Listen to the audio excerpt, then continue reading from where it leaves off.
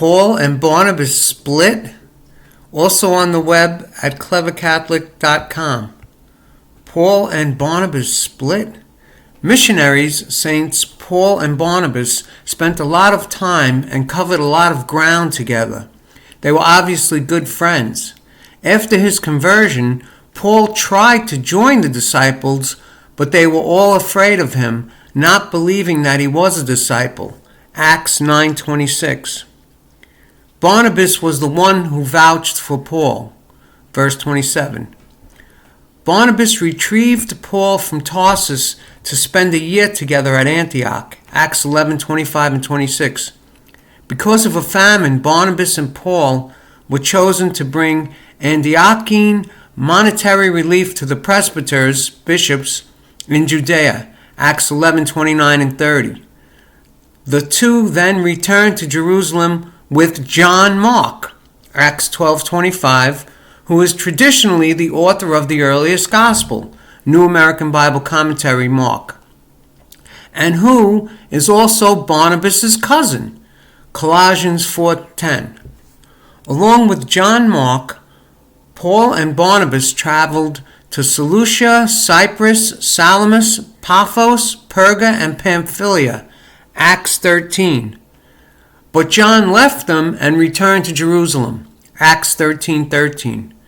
Barnabas and Paul continued on to Antioch, Pisidia, Iconium, Lystra, and Derbe, Acts chapters 13 and 14.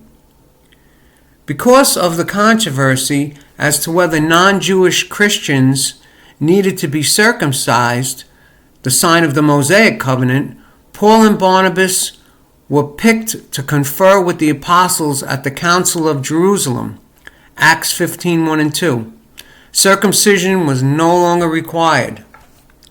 But after all the successes, persecutions, and experiences they'd been through side by side, Paul and Barnabas had a falling out because, of all people, Mark. Paul and Barnabas wanted to make a return visit to the communities they founded.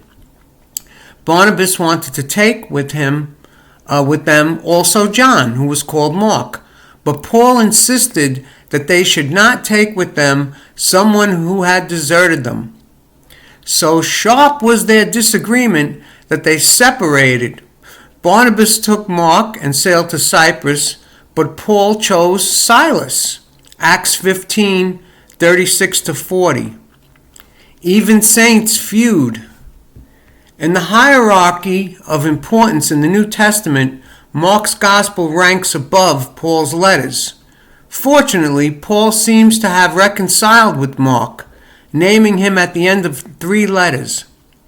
Aristarchus, my fellow prisoner, sends you greetings, as does Mark, the cousin of Barnabas, concerning whom you have received instructions. If he comes to you, receive him. Colossians 4:10. Get Mark and bring him with you, for he is helpful to me in the ministry. 2 Timothy 4:11. And finally, Epaphras, my fellow prisoner in Christ Jesus, greets you, as well as Mark, my co-worker. Philemon 24. Saints may disagree, but forgive.